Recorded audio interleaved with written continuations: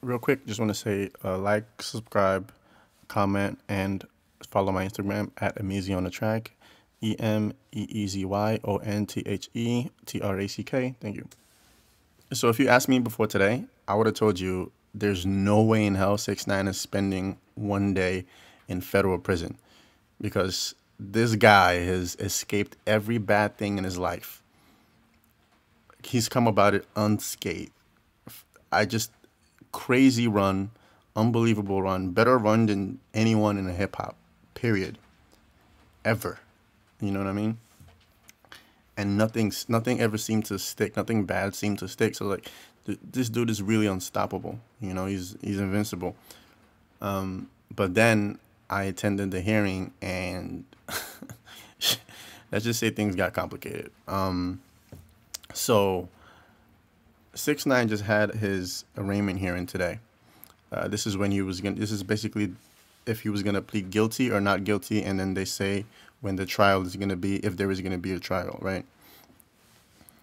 Off the bat, everyone pled not guilty. So I mean, this is probably news by now, covered by the media. Like the media was there, Complex News was there, Fox News was there, everybody was there. But I'm just gonna break down what happened in that courtroom, that probably no one is gonna tell you, because everyone there's basically his lawyer, his family, and media's gonna pick and choose what to disclose. But I'm gonna give it to you just raw and uncut. All right, pause. So I basically come in and I sit down, right? And I've never been to an arraignment before, so I don't know what to expect.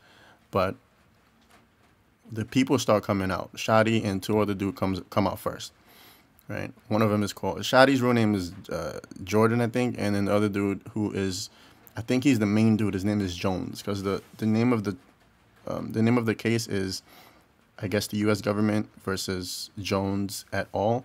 So Jones is the guy whose name is on the actual case, and then 6ix9ine is like, et al, like the kind of, I won't say accomplice, but he's like down the road, right? Anyway, so so they come in first, and then 6ix9ine comes in right after, and I'm thinking 6ix9ine is gonna be crying. I'm thinking he's gonna be, in tears, shaking. He comes out. At first, he looked a little, a little worried, but that went away in like 2 seconds. And he comes out, he's in chains. And yeah, I gotta say, there's something messed up about putting men in chains. Like, there's something messed up about putting human beings in chains. It just looks crazy. It looks just inhumane. There's no reason. The way, like, they look like slaves when they came out, to be honest with you, man. It was just, his mother must have been just going through it. So he comes out. He got his head down for a bit, and he just goes, he sits down. Now, something that's interesting is 6ix9ine, he didn't come in with the rest of the gang or the rest of the defendants. I won't say gang.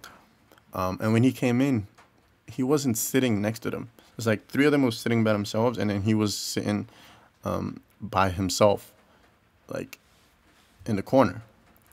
So I was like, oh, that's interesting. That's but I mean, I guess they don't have the same lawyers, and they don't really, roll with each other after what happened. So it wasn't really too crazy to me, but it was interesting. And another thing is the people who came to see him. It was his mom, I guess a couple of the family members, I don't know. I swear there's a couple of IG thoughts there. And then a lot of the people, I think there were like Shadi's family and shit. But it's just interesting, 'cause I really thought there would be a lot more people there, but I don't know. Like, his baby mama wasn't there. I don't know why, but whatever. So anyway, trial starts.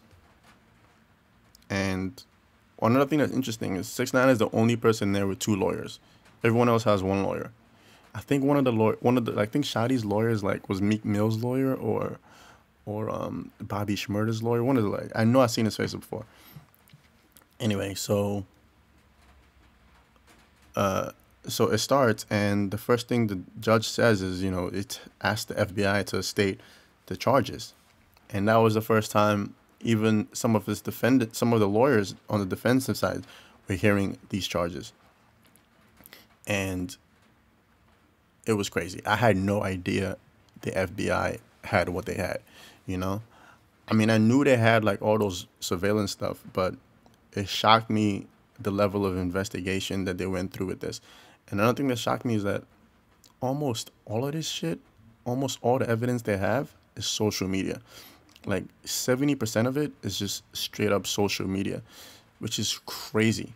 Like they basically, if not for social media, they basically would have had very like, I don't want to say they would have had no case because there's still surveillance shit.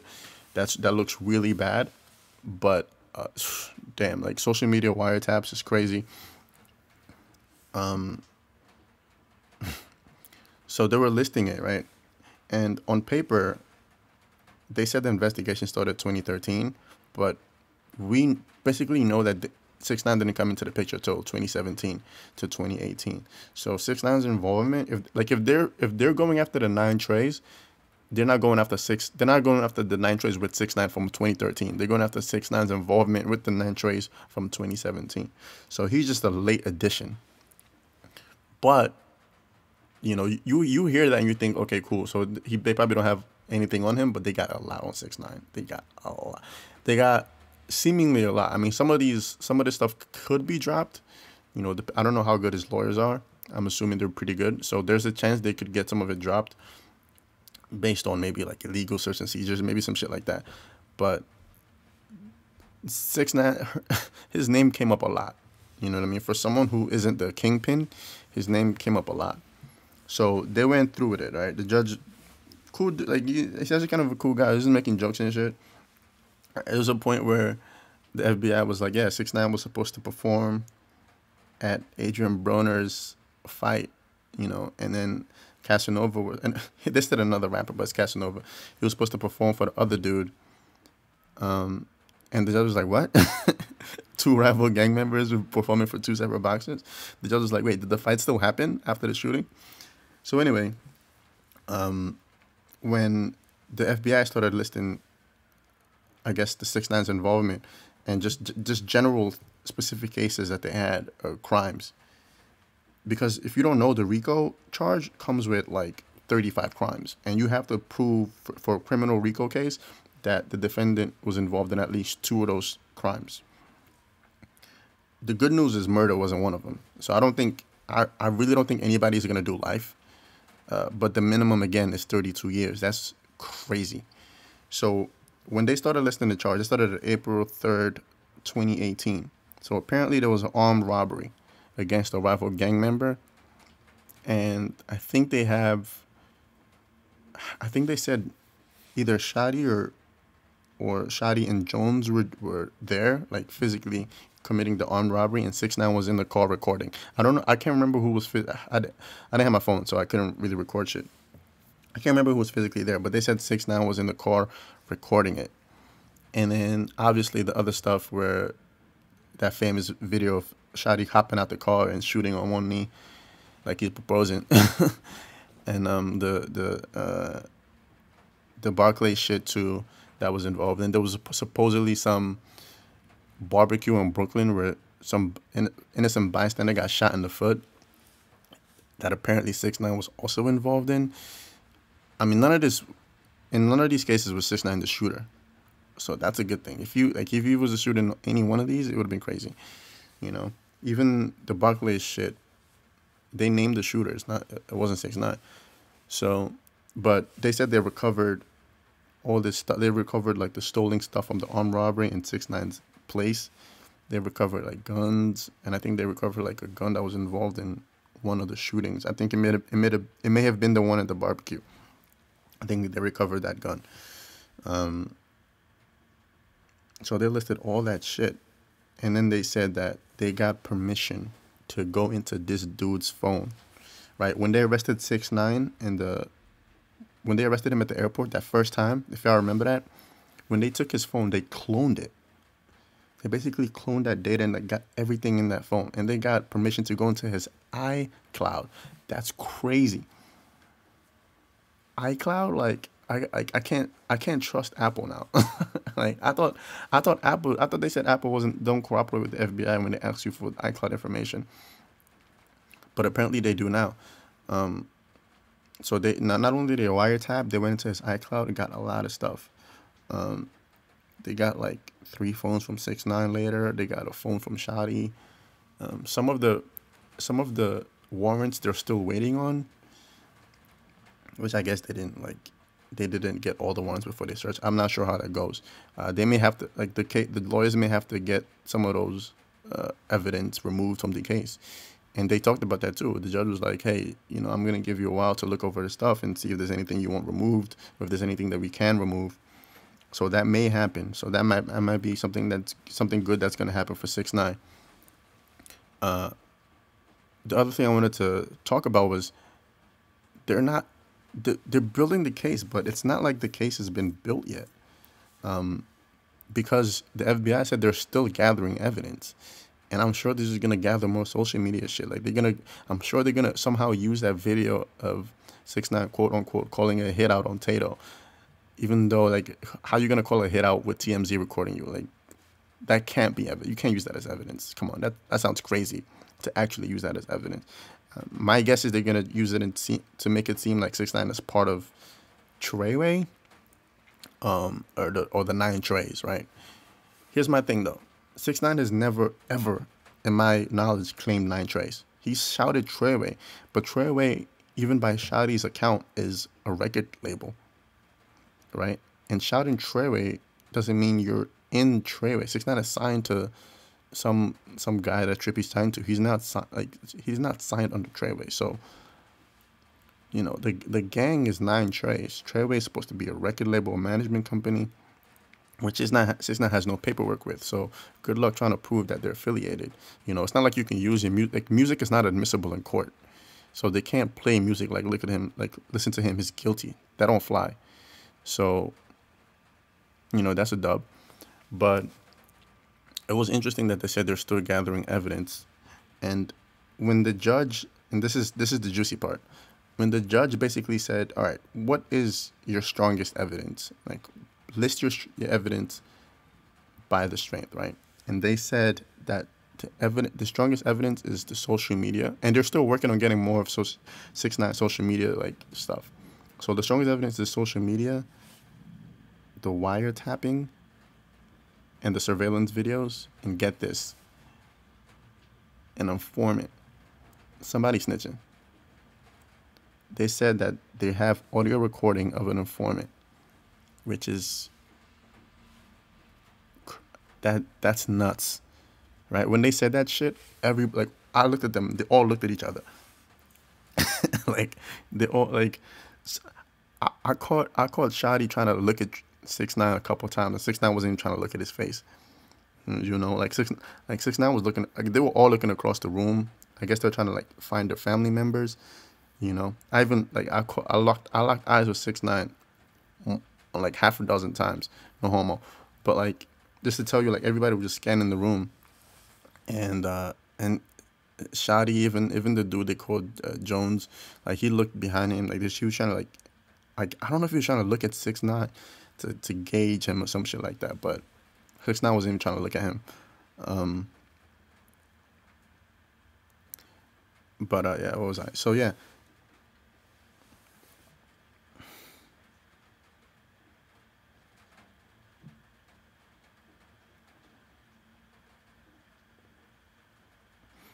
Oh yeah, so yeah, I'm gonna talk about who may or may not be the snitch. I'm gonna talk about who may or may not be the snitch in another video. But it was just crazy when they said that, because listen, that courtroom was quiet, but if you listened, you could hear whispers after they said that. After they said that, you could hear, like, people like, yo, somebody. The person who was next to him was like, somebody snitching. She was like, somebody snitching. So that really shocked the whole room. But like I was saying, I thought 6ix9ine was gonna be crying the whole time. I caught him a couple times, like, laughing and shit. With his lawyers, with his counsel. So his hopes isn't crushed. You know what I mean? Like, he's not. It was sad, man. Especially, like, if there was a murder, I would have been like, whatever, whatever. But just the fact that there's no murders and it's just, like, a bunch of people doing dumb shit, the thought of somebody serving like 32 years just for that, at a minimum, that's crazy. Just for doing dumb shit. You know what I mean? It was just an ominous day, to be honest with you, man. Gray skies, freaking rain. Like, it just, it didn't look like anything good was gonna happen today. Oh, the other thing that happened was the bail hearing. So 6ix9ine's lawyers they're basically trying to get a bail appeal, so 6ix9ine could at least be out of jail for this time. Because if he's not out of jail, he's gonna be in jail until the trial starts, which is September 4. There's gonna be a couple more court proceedings. I think there's gonna be something in January 22nd, but the trial starts September 4. And if he's not out on bail, he's gonna be sitting in jail for 10 months. And I don't wish jail on nobody. That's crazy. Just to be in a cage for 10 months when you're legally innocent. You know what I mean? The court wasn't trying to, I think they're trying to make an example out of him. They weren't trying to have this.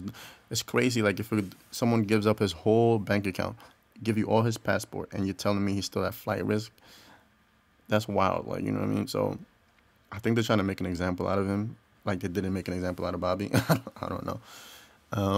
But that's messed up, That's why when people talk about this whole cash bail thing and how we should remove cash bail, I'm thinking, like, if you remove cash bail, you're gonna have the government tell you when you can't get out of jail. That's crazy. Because if 6ix9ine had a cash bail, he would have probably met it, like, hands down. If 6ix9ine had a cash bail, he would be out of jail. When Bobby had a cash bail, I think his bail was $2 million. 6ix9ine has 1.7 in his bank account. His record label would have, foot the rest of that money. He would have been out. But they didn't even mention what the bail amount was. They just told him he wasn't gonna be free. So that's why when people talk about, oh, let's remove cash bail, I'm like, yeah, I don't know, man. Yes, a lot of people are in jail because they can't afford the cash bail, but the alternative is, like, the government tells you, we're not letting you out just because we don't trust you. Like, we think you're gonna run, or we think this and that, and you have no say. I think that's also messed up. But they're gonna have, his bail appeal. Hopefully he gets out so he can be with his family. It's not, he has a daughter, he has a mom. It's messed up. Even if he's guilty, like, at least let him say his last goodbyes. Man, I peeped him a couple times, try to communicate with his mom. He wasn't even looking over there for a lot of the time. I don't think he could have handled looking at his mom. Even Shadi, when he was looking at his family, he was like, he was telling them, I love you. He was mouthing, I love you, I love you.